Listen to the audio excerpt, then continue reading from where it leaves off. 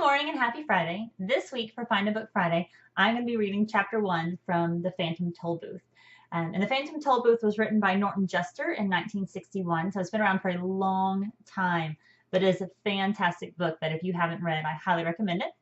It's primarily, I would say, most appropriate for like upper elementary, middle school students, but I enjoy it as an adult, and I know many adults that enjoy it. So this would be a great one for anyone. Good family read aloud, any of those pieces.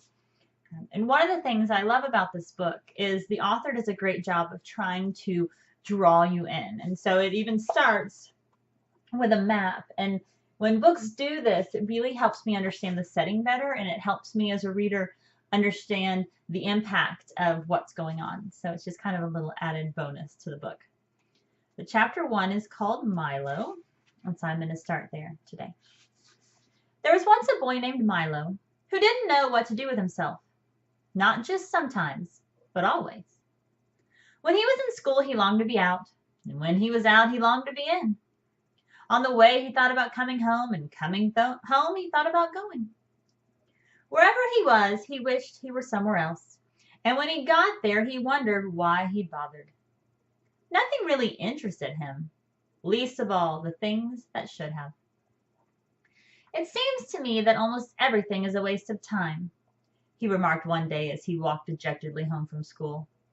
I can't see the point in learning to solve useless problems, or subtracting turnips from turnips, or knowing where Ethiopia is, or how to spell February. And since no one bothered to explain otherwise, he regarded the process of seeking knowledge as the greatest waste of time of all. And so there's Milo. As he and his unhappy thoughts hurried along, for while he was never anxious to be where he was going, he liked to get there as quickly as possible.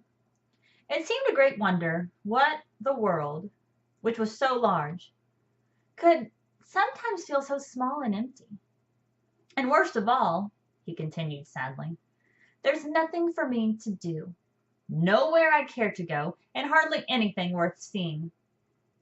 He punctuated this last thought with such a deep sigh that a house sparrow singing nearby stopped and rushed home to be with his family.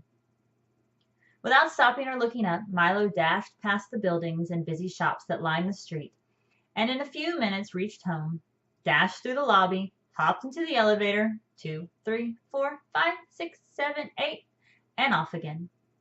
Opened the apartment door, rushed into his room, flopped dejectedly into a chair, and grumbled softly, another long afternoon. He looked glumly at all the things he owned, the books that were too much trouble to read, the tools he'd never learned to use, the small electric automobile he hadn't driven in months, or was it years, and the hundreds of other games and toys and balls and bats and bits and pieces scattered around him. And then, to one side of the room, just next to the phonograph, he noticed something he had certainly never seen before. Who could possibly have left such an enormous package, and such a strange one? For, while it was not quite square, it was definitely not round, and for its size it was larger than almost any other big package of smaller dimension that he'd ever seen. Attached to one side was a bright blue envelope which said simply, "For Milo, who has plenty of time." Of course, if you've ever gotten a surprise package, you can imagine how puzzled and excited Milo was. And if you've never gotten one, pay close attention, because someday you might. I don't think it's my birthday, he puzzled. And Christmas must be months away, and I haven't been outstandingly good, or even good at all. He had to admit that, even to himself. Most probably I won't like it anyway, but since I don't know where it came from, I can't possibly send it back. He thought about it for quite a while and then opened the envelope, but just to be polite. One genuine Turnpike Tollbooth, it stated, and then it went on.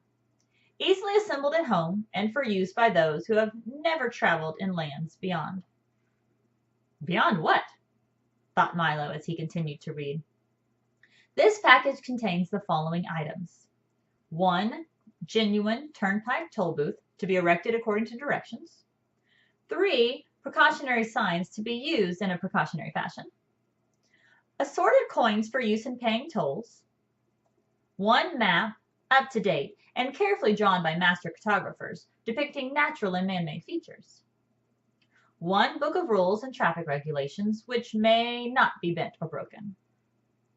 And in smaller letters at the very bottom, it concluded, results are not guaranteed, but if not perfectly satisfied, your wasted time will be refunded. Following the instructions which told him to cut here and lift there and fold back all around, he soon had the toll booth unpacked and set up on its stand. And here's a picture of Milo kind of just surrounded by all the stuff, all the items in the package. He fitted the window in place and attached the roof, which extended out on both sides, and fastened on the coin box. It was very much like the toll booths he'd seen many times on family trips, except, of course, it was much smaller and purple. What a strange present, he thought to himself. The least they could have done was to send a highway with it, for it's terribly unpractical without one. But since at the time there was nothing else he wanted to play with, he set up the 3 signs.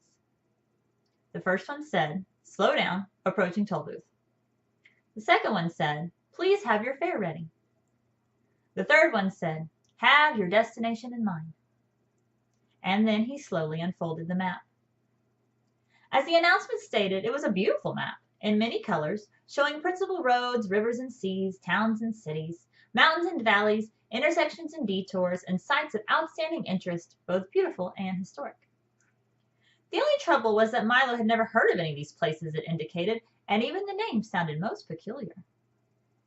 I don't think there really is such a country, he concluded after studying it carefully. Well, it doesn't matter anyway. And he closed his eyes and poked a finger at the map. Dictionopolis, read Milo slowly, when he saw what his finger had chosen. Oh well, I might as well go there as anywhere else.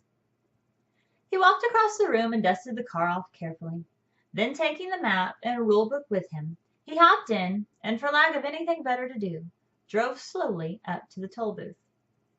As he deposited his coin and rolled past, he remarked wistfully, I do hope this is an interesting game.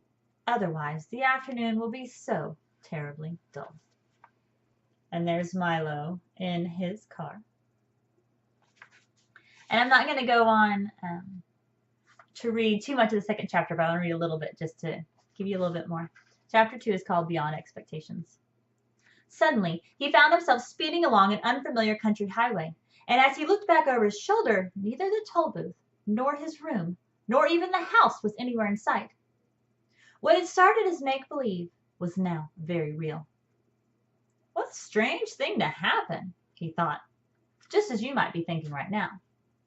This game is much more serious than I thought, for here I am riding on a road I've never seen, going to a place I've never heard of, and all because of a toll booth which came from nowhere. I'm certainly glad that it's a nice day for a trip, he concluded hopefully, for at that moment, this was the one thing he definitely knew.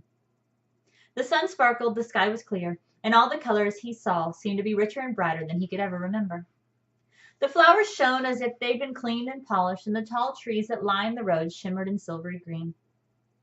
Welcome to Expectations, said a carefully lettered sign on a small house on the side of the road. Information, predictions, and advice cheerfully offered. Park here and blow your horn. And so here's Milo driving through. So I hope you pick up this book and read it. If you have not already, it's a fantastic one. And have a great week, and I'll see you next Friday. Bye.